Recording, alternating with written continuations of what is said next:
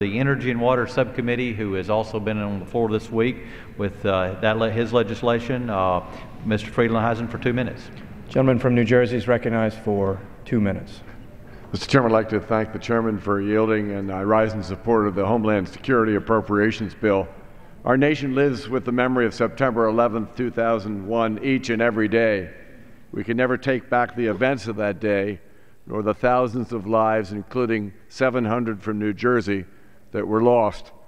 Like Mr. King, I'd like to highlight that this legislation includes critical funding for investments in first responder grants.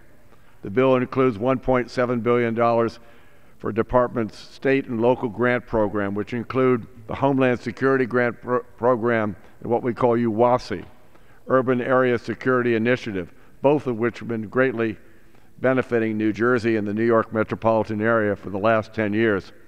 The bill also includes $650 million in firefighter grants and $350 million for emergency management performance grants.